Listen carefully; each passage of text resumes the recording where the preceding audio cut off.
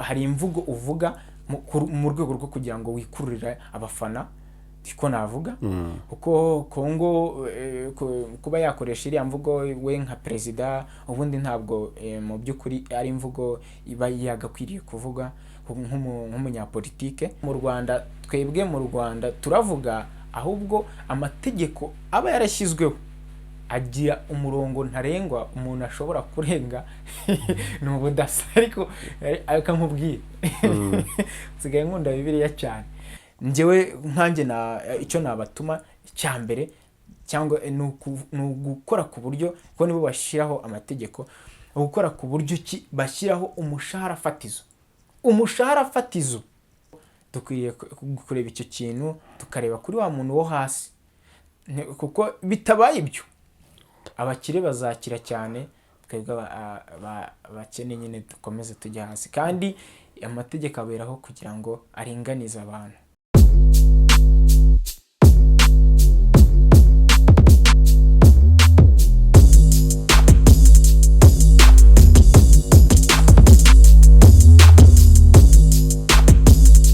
Reka nkwifurize kugira ibihe byiza aho uri hagiye hatandukanye, uri hanze y'u Rwanda, uri mu Rwanda. Imana ikomeze irebere imirimo yawe kandi guhe gutera imbere muri byose. Umwaka mushya muhire kuri wowe. Imana ikomeze guha umugisha kuba ugifunguye, ukaba ugiye kuduhaye umwanya kukireba. Uyu munsi nk'uko muri kubibona ku ruganiriro rwacu dufite umutumirwa, akaba ari Ukwikunda Ignace Jolie. Ni umusore uri single and searching. Oya ibyo ntabyo mvuze, ni bya searching ariko uri single. Uri single. Yego, mu irangamimerere. Ubwo uri ingaragu. Ndi ingaragu rwose. Ingaragu bisobanura iki? Ingaragu bivuze umuntu utarashaka. None simvuze nanjye ngo uri single and searching. Si ikinyuranyo. Ariko uri single searching. Oya, ibyo bya searching ntabibamo. Yego ngwaye kazi. Murakoze cyane. Nori yigeze gucaho. Noheli. Noheli rero byo nagiye mbikurikirana nyine ku itangazamakuru. Wowe Noheli yawe yabereye ku itangazamakuru? Niho nari ndi kubikurikirana. Abantu turakora. Ubwo bonane nabyo nayo buriya niko akenshi niko ndi gutekereza bizagenda. Kereka ahubwo niba hari umuntu uri buze kureba, ariko nimero yanjye ndayiguha ntacyo. Babyita kuremera. Aguhe Noheli. Bazandemere nanjye rero. Iyi ngaragu mwayiremeye. Yego. Umwaka urarangiye. Ugusigiye sura mu buzima busanzwe. Ni byinshi. Katuvuge mu bikeya. Okay, mu buzima busanzwe ni umwaka kuri nge navuga ngo harimo gutera imbere mu myigire yanjye, ariko ari nako nkomeza kuzamuka kuko mfite urugendo rurerure, niko njya mvuga. Ndibuka hari umunsi umwe nigeze kwandika ngo mfite urugendo rurerure rw'ibirometero 1000, ariko maze kugenda nibura intambwe imwe. Ubwo ni metero imwe nibura navugaga mu birometero 1000. Rero ngenda cyakomeje, niko navuga. Urugendo rwawe muri uno mwaka niba warateye imbere, ese uyu mwaka ugusigiye irihe somo mu ry'ubuzima? Uyu mwaka rero nsigiye mu isomo rikomeye cyane. Hari indirimbo ya Byumvuhore numvise aririmba we avuga ngo uzasigiye nkuru imusozi. Kuko tubaho, hari benshi nduta. Yego. Benshi nduta batakiri kuri iyi si. Hari benshi bandushaga ubushobozi batakiri kuri iyi si.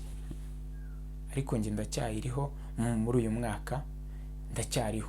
Ndahumeka wa mugani wa Jay Polly. Ndacyariho ndahumeka. Nyakwigendera Jay Polly.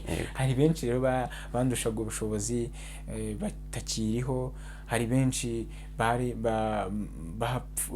bagiye bahizaho ntibamareho n'umwaka umwe bakagenda. None jyewe ndacyariho, ndabyishimira ko nkiriho, kandi nshaka noneho kugendera mu uwo mujyo ngo ese nzasigiye nkuru imusozi.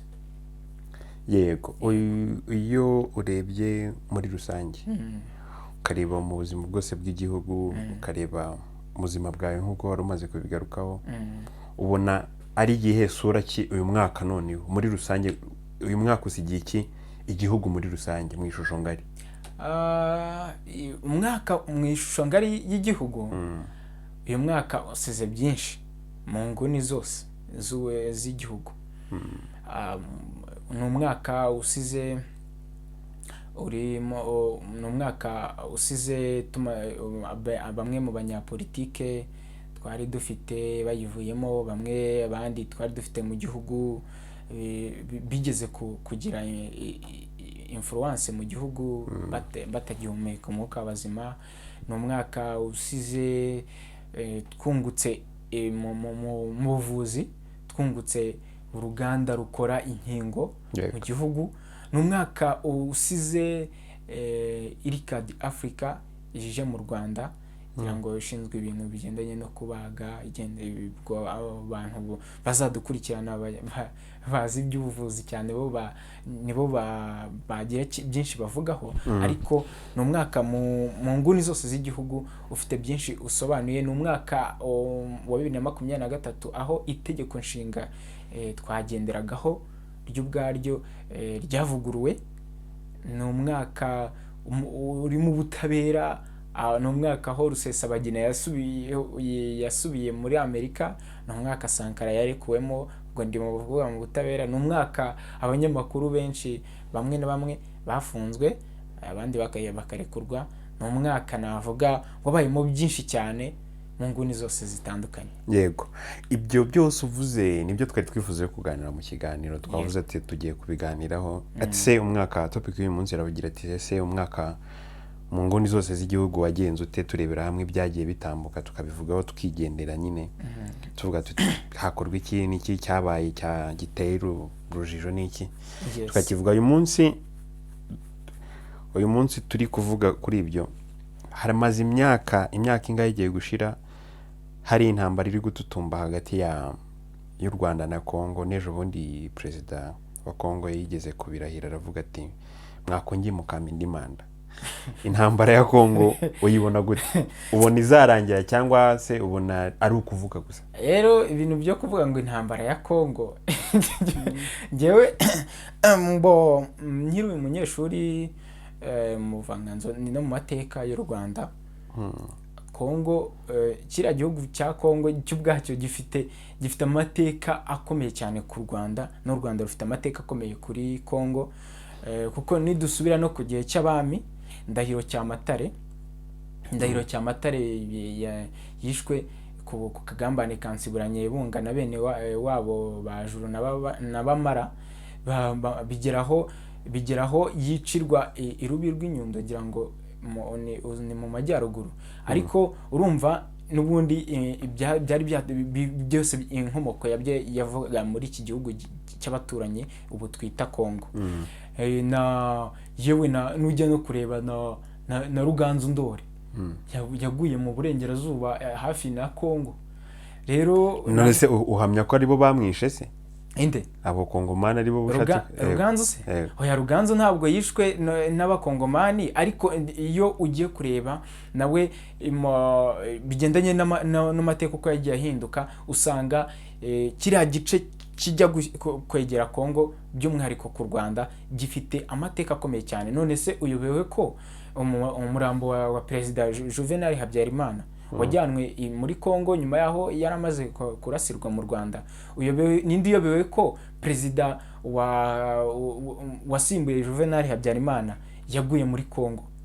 Nindi uyobewe ko umwami w'u Rwanda Musinga yaciriwe Moba muri Kongo, akaba ari nahagwa, akaba ari hatangira? Ayo mateka rero ni amateka akomeye cyane kuri Kongo. Nindi uyobewe bitero bitandukanye Rwabugiri yagiye agaba mu burasirazuba bwa Kongo? So rero navuga ngo Kongo ni igihugu kivutse ejo bundi nka Repubulika ya Demokarasi ya Kongo, ariko mbere y'uko iki gihugu kivuka hari ibindi byahahoze.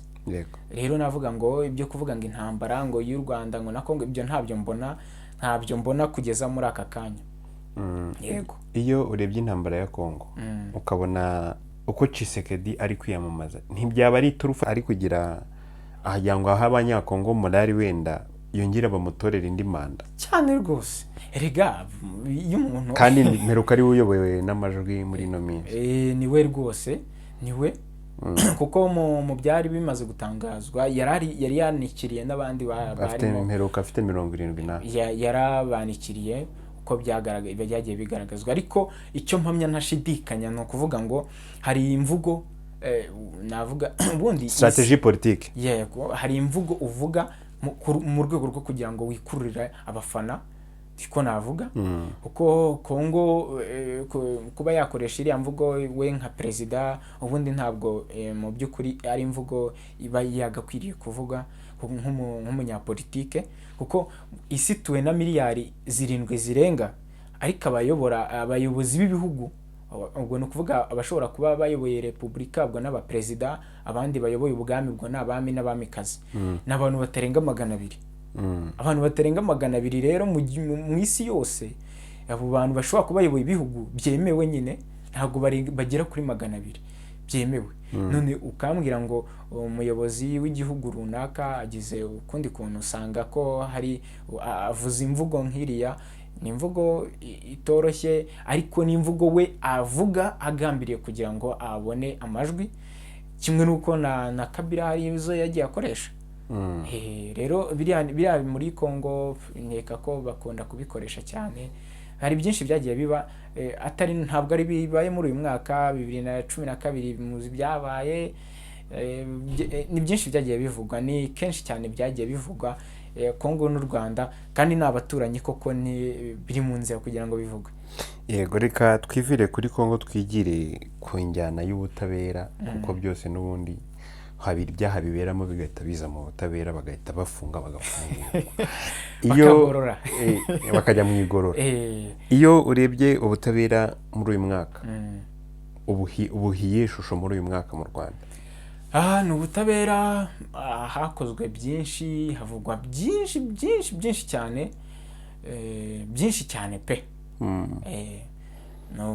Rero hagiye havugwamo byinshi, ariko isura y'ubutabera kugeza kuri aka kanya, ngira ngo ubwo batangizaga umwaka w'ubutabera hongeye kugaragazwa ikibazo cy'ubucucike mu magereza, hongera kugaragazwa ikindi kibazo cy'abantu bafungwa kuri detention, ni ukuvuga ifungwa iriya minsi 30 y'agateganyo, hongera kugaragazwa abantu benshi bagezwa imbere y'ubutabera ku mpamvu zitandukanye, zigiye zitandukanye bitewe no kuba bagonganye n'amategeko. So rero navuga muri rusange ubutabera habaye byinshi cyane. Irekurwa rya Rusesabagina na Sankara, yego, na Herimani, ifungwa ry'abanyamakuru bamwe na bamwe, hari ifungwa rya Karasira, ifungwa rya Bacyuma, rya bamwe mu banyamakuru nanone, Jean Paul Nkundineza. Hari n'ikindi cyitwa uvuze ngo cy'iminsi 30. Ubona duhereye kuri ibyo, ubona iminsi 30 cyangwa se tuvuge kaduhere kuvuga ubucucike mu magereza, ubona ubucucike bw'amagereza bagagabanuka gute mu Rwanda? Iyo uvuze ubucucike mu magereza, icyambere ngewe ndamutse ntanze kandidatire yanjye yo kuba umudepite, bivugiye ahangaha ndamutse nyitanze, ikintu naba ngiye gukora icyambere ni ukuvuga, ni ukugerageza gukora ubuvugizi by'umwihariko ku nzego zibishinzwe ku buryo ki twagabanya ubucucike bw'amagereza. Icyambere ni ukuvuga ngewe ntago numva ko mu gihe umuntu yakoze icyaha wenda cyangwa se akurikiranwa, ihame ry'ubutabera rivuga ko agomba gukurikiranwa ari hanze, gukurikiranwa afunzwe bikaba byaba umwihariko. Ngewe icyo numva cyo ku byerekeranye n'ubutabera n'ubundi nanjye nshimangira kuri iryo hame, nkavuga nti abantu bajya kuri detention mu gihe uwo muntu atagifite ubushobozi bwo kuba yakora icyo yasubiramo icyo ngicyo yakoze, sibyo? Cyangwa se iryo perereza bikagaragara ko none se niba habayeho iperereza rigakorwa rikarangira, bikagaragazwa ko ibimenyetso byashatswe nta kindi kizongerwaho, uwo muntu mba numva ko niyo minsi 30 yaba irangiye aba akwiye kujya mu rugo, niba nta iryo perereza ryararangiye. Aho ni ku butabera ndi kuvuga. Ikindi kandi ku bucucike bwo mu magereza, numva ko dukwiriye gukora ibishoboka byose, by'umwihariko ku bantu bajya kurangirizamo ibihano baba bakatiwe n'inkiko, no kuvuga tukagerageza ibishoboka byose, nibura tukaba twagira ubundi buryo duhanamo abantu ariko tutabajyanye mu magereza. Ko gereza ni ikindi. Wayigezemo? Ntabwo nayigezemo, ariko naganiriye n'abayigezemo. Yego. Iyo turi kuvuga ku butabera, uyu munsi twaje muri iki kiganiro turi kuvuga ngo tugiye kujya tuvuga bimwe mu byaranze nyine uyu mwaka turi gusoza, cyangwa se twasoje, ku muntu uzareba ikiganiro mu mwaka utaha. Iyo tugeze kuri icyo mu butabera hajemo ikindi kintu, nubwo wenda cyabereye mu nkiko zo hanze, hajemo ikibazo cy'impunzi zo muri UK. Ikibazo cyo muri impunzi za UK zo mu Bwongereza cyaraje gibyara indi skandali ko aho cyegujwe na bamwe mu bikomerezwa bimwe byo muri ibyo bihugu byabo ubwacyo byazanye icyo gitekerezo. Ikira kibazo wakibonye gute mu ndorerwamo yawe? Kira kibazo rero cyo kuvuga ngo mu Bwongereza mu by'ukuri iriya ni ubutumwa bwigaragaza ko ntabwo bashaka abimukira bagenda gutyo gusa. Yemvuze gutyo gusa, niba abandi baziterura ugasanga yagurishije imitungo ye yose, akavuga ati jewe ngiye Burayi, igihugu cy'isezerano ni UK. bakabifata nk'igihugu cy'isezerano, kandi isezerano iki gihugu wifuza kujyamo aho ngaho, mbere na mbere babanza ugakora ahawe heza, hanyuma abandi bo bakifuza kuhagera. So rero kuvuga ngo kuba baza, navuga ko twebwe abanyarwanda twaciye mu mateka ashaririye, kuba twabakirana nje nabishyigikira. Ntago wemeranya na bamwe mu bantu barwanya ko hari imbogamizi zituma abo bantu bataza, kuko iyo bamwe bavuga ko izo mbogamizi harimo ngo kuba bamwe bavuga ko hari n'impunzi zaje zagerageza kwisanzura bikanga, kandi bakongera bakavuga ko kwisanzura kw'abanyarwanda ntago guhagije. Wowe kwisanzura kw'abanyarwanda bifata gute, cyangwa se ubibona gute? umuntu bavuga ko kwisanzura kw'abanyarwanda bidahagije, n'ubundi nta gihe kiremwa muntu kizigera kisanzura ngo cyumve kiranyuzwe. Byumva warigeze kuririmba indi ndirimbo ngo avuga ngo aho hantu ni hehe hashobora kuba ku isi hari amahoro, aho umuntu hashobora kubura ibibazo ntaho. Ariko iyo bavuze ubwisanzure bivuga nk'ubwisanzure bwo gutanga ibitekerezo. Mu Rwanda hakaza ubwisanzure wenda biterwa ibitekerezo mu Rwanda. Baravuga mu Rwanda. Kuki abagerageje kuvuga bose bafungwa? Ntabwo ari abagerageje kuvuga bose bafungwa, ahubwo mu Rwanda, twebwe mu Rwanda turavuga, ahubwo amategeko aba yarashyizweho agira umurongo ntarengwa umuntu ashobora kurenga. Ni ubudasa, ariko nkubwire, nsigaye nkunda Bibiliya cyane, hari umurongo usigaye umfasha muzawusome. Ibyahishuwe 3:22 havuga hati babarira abadukurikiye nabo ubwabo ntabwo binjiye bazawusoma. Ibyahishuwe kangahe? 3:22. Abantu badukurikiye ubwo basimbukire muri Bibiliya niba bazifite. Ariko muri rusange ubwisanzure hari ibyo umuntu avuga, sibyo? Ariko hakaba nanone no kuvuga uziga, kuko habe no muri Amerika, habe Burayi, no mu bindi bihugu byose tuzi byo ku isi, hari ibyo uvuga nyine nawe ukabona ko n'iwacu mu ngo hari ibyo tushobora kuvuga kuri papa, kuri mama, kuba baba bafite, mu gihe ugasanga nyine hari ibitagenda, hari warenze umurongo. Turi kuva ku bintu by'impunzi, reka twigire ku miyoborere myiza n'ubundi ibyo byose ni ibintu bigenda bijyana muri uyu mwaka mu Rwanda hagaragaye ikibazo cyo kugenda hagati y'abantu ugasanga ngo uyu munsi umugabo yishe umugore, ejo umugore yishe umugabo, ejo uruhinja barutoraguye muri gare ngo mu gikarito, sibyo?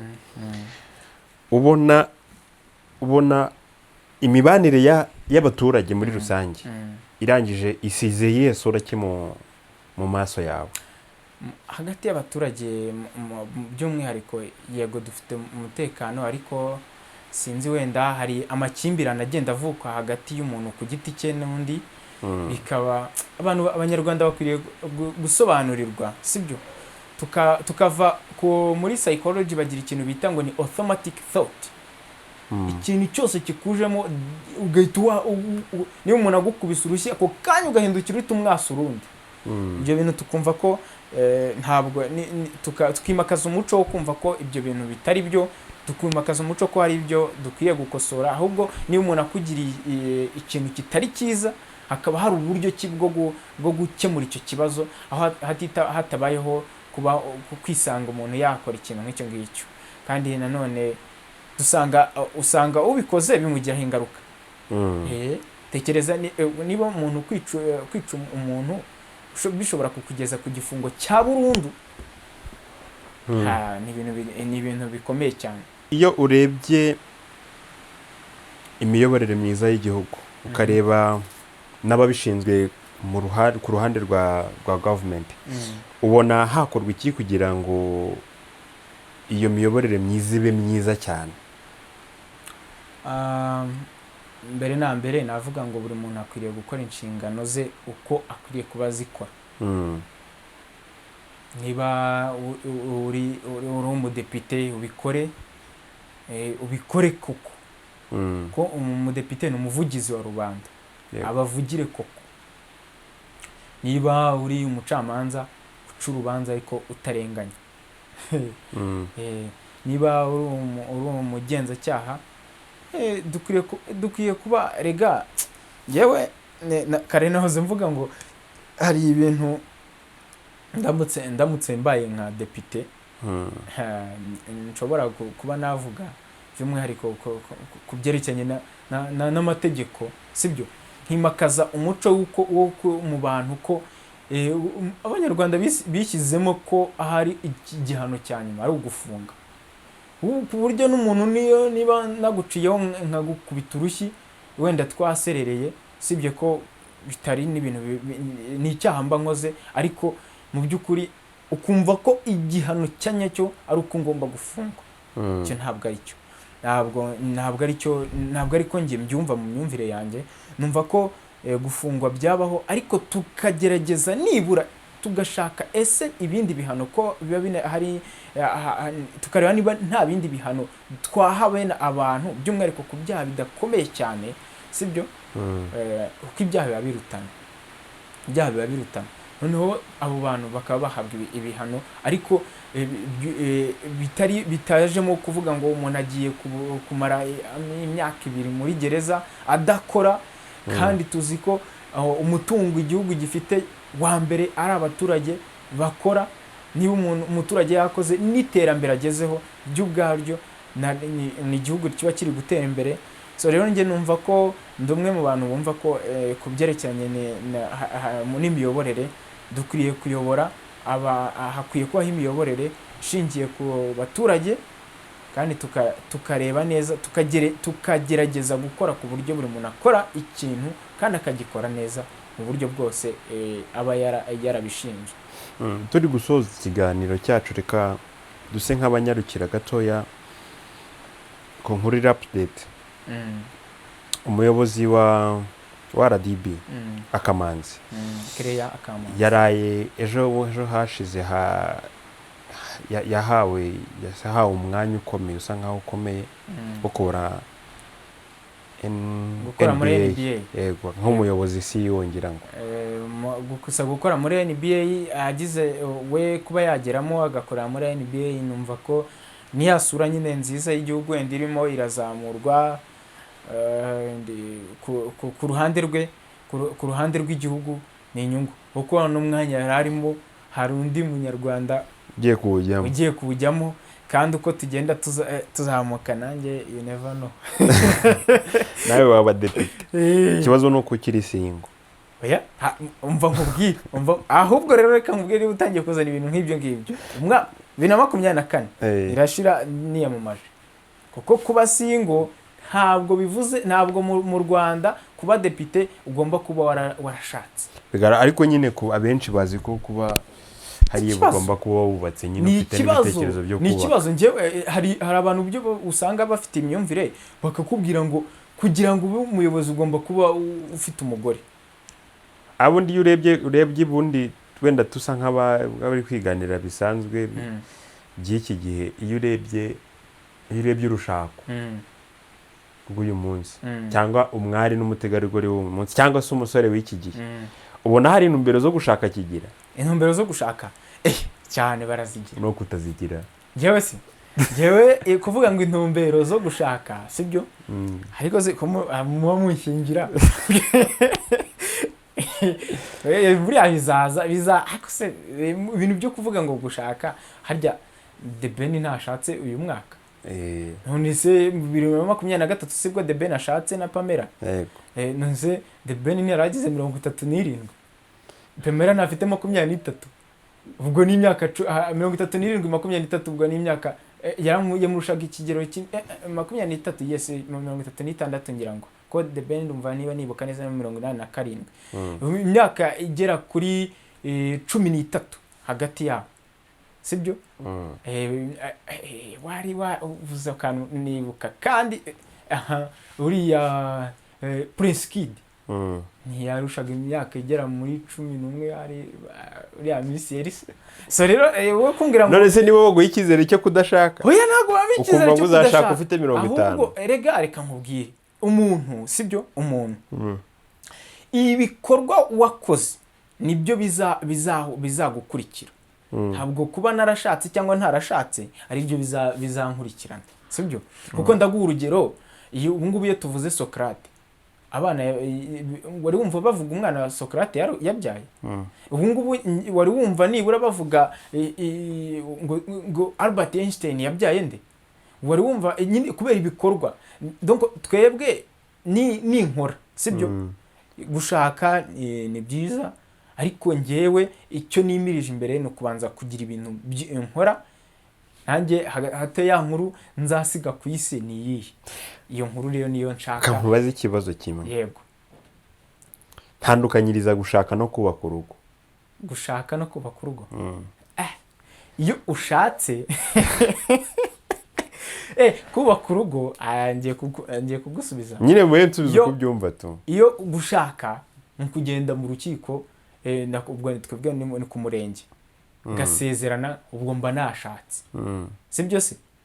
Naho kubaka urugo ni cyagiye umugore n'umugabo bamaze kubana, biyemeza kubana sibyo, bakagira iterambere runaka, bakagira umuryango, bagaharanira iterambere runaka bashaka bakorera hamwe.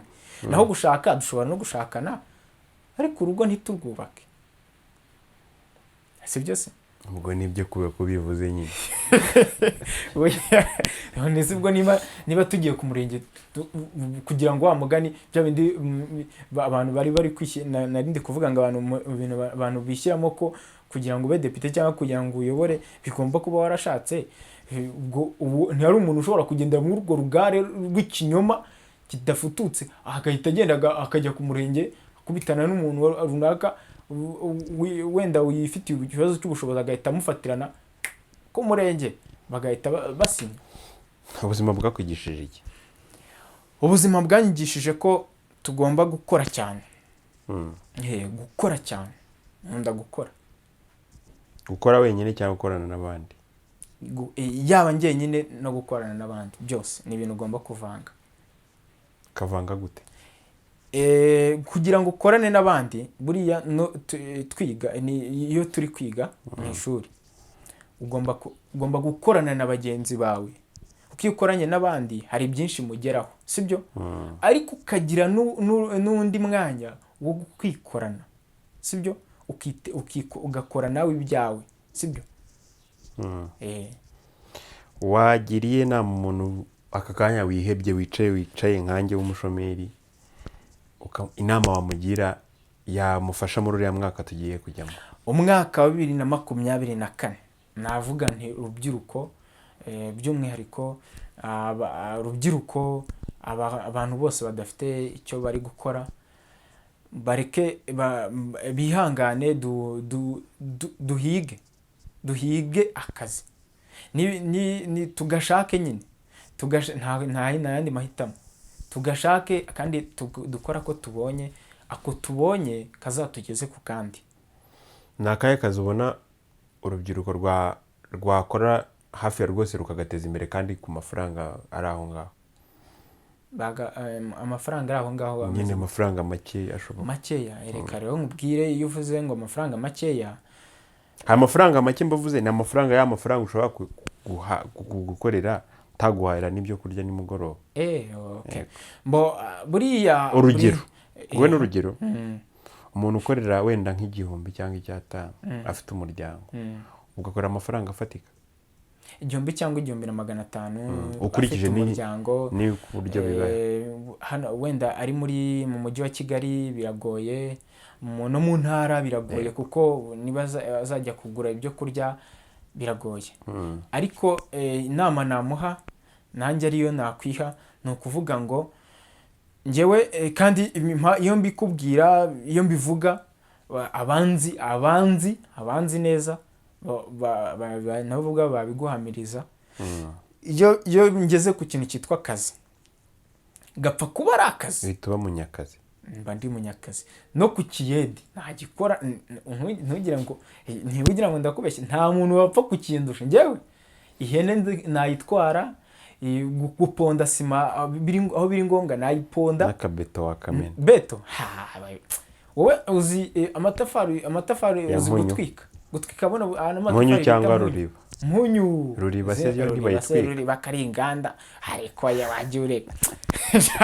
Webwe buriya ikibazo gihari ni ukuvuga ngo yego akazi ntabwo gapfa kuboneka, kuko icyo kintu cyo muri uyu mwaka wa 2024 nitugira amahirwe n'abaziyamamariza kuba abadepite, njyewe nkanjye icyo nabatuma icya mbere cyangwa ni ugukora ku buryo, kuko nibo bashyiraho amategeko, gukora ku buryo bashyiraho umushahara fatizo. Iyo mvuze umushahara fatizo sinzi niba uri kubyumva. Ni ukuvuga ngo ushobora kujya nko gukora i Burayi bakakubwira ngo umushahara fatizo ni amadolari wenda 7. Yes, wenda kujya hejuru biremewe, ariko kujya munsi ntabwo byemewe. Ariko kuko abantu bazaza mu gihugu cyacu gifite umutekano, badushore baze bubaka amazu, ariko nusanga njyewe wakoze cya kiyedi byamariye iki? Rero bashyizeho umushahara fatizo, avuga ngo umuyedi, niba wangaje umuyedi uzajya umukoresha umuhemba yangaya, nibura hari icyo byamarira umuturage wo hasi. Impamvu mbikubwira nuko njye mbizi ibyo buriya ni mubyihorera ikiyedi gusa se. Kazi twe turagakora cyane. So rero ikintu navuga ngo ku mukozi wese umushahara fatizo, iryo uramutse buriya ni nayo mpamvu uzasanga muri Amerika abantu bamwe nk'uko wahoze ubivuga, bamwe ushobora gusanga bagiyeyo, no kuvuga ngo niba nzaba nzi neza ko amafaranga make ashoboka ushobora guhembwa ari ayangaya. So rero hano ugasanga umuntu niba agiye kubaka inzu, njyewe ngiye kubaka inzu, usibye wenda ko abafundi bashobora kumbwira ngo tukumvikana, ariko nta tegeko rihari ryambwira ngo umufundi mwishyuraya, umuyedi mwishyuraya. Rero navuga ngo dukwiriye kureba icyo kintu, tukareba kuri wa muntu wo hasi, kuko bitabaye ibyo abakire bazakira cyane, twebwe abakene nyine dukomeze tujya hasi. Kandi amategeko aberaho kugira ngo aringanize abantu twese. Ibyo bintu rero ndabyifuza cyane, ningira n'amahirwe nimbasha kubona ibintu byinshi uburyo natanga umusanzu ku byerekeranye n'amategeko nzabikorera. Jody, reka nshimire abantu bose twabanye nawe kandi ngushimire ku mwanya wawe waduhaye. Ni iby'agaciro kuba waduhaye ikiganiro cyiza. Oya, ni iby'agaciro ahubwo kuba ku bantu by'umwihariko badukurikira, kandi nanaboneraho no kubasaba abadukurikira mwese, birashoboka ko ngewe nshobora kuvuga ikintu kumva ntabwo kikunyuze cyangwa kijyanye n'ibyiyumviro byawe. Yego, ahubwo wowe sinzi niba wenda uzashakisha uburyo ki ushyiraho amakontakite bajye batanga ibitekerezo, ariko no muri comment babyemeye, batange n'ibitekerezo muri comment, aho kugira ngo hano ni uruganiriro, na wa wundi wumva yabuhuka, hano ni uruganiriro, tuganire, mubwire aho nahereye icyo nashingiyeho mvuga bya bindi n'icyo nawe yashingiraho ampakanya cyangwa se yemeranya nanjye, tuganire ngo twubake igihugu. Yego, twubake igihugu, ariko twicara tukaganira, atari ugutukana, atari ukuvuga ngo bukanaka ngo uri iki n'iki, ahubwo tubake hahandi tuzajya tuganirira nk'uko turi ku ruganiriro, hahandi tuzicara tukaganira, tukubaka igihugu, tukabakana natwe ubwacu muri rusange, ku buryo uzajya uvuga ngo hari icyo nzi nakuye kuri kanaka, hari icyo nzi kubera ko twaganiriye, twicaye tukaganira. Kuko niyo urebye mu mateka hari igihe ibintu bitaga ngo akagoroba k'ababyeyi, cyangwa se akagoroba, hari n'abagabo hari ukuntu bajya bagenda ati tugiye kuganira.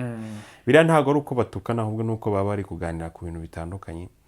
Na hano ni ku ruganiriro, hano ushobora kuza ukagaragaza ibitekerezo byawe runaka, ku buryo umuntu ushobora kuza akareba ibyo bitekerezo akavuga ati wow, bikagira icyo bimumarira nawe, kuko hari icyo byakumariye. Ntabwo tuberaho kubaho ngo gutya, hari igihe tuberaho no kugira ngo tugire icyo dufasha abandi bantu muri rusange. Reka mbashimire kuba mwabanye nanjye ku ruganiriro rwa hano. Imana igiha imigisha imirimo yanyu, nk'uko natangiye mbivuga. Umwaka mushya muhire kuri wowe no ku muryango wawe.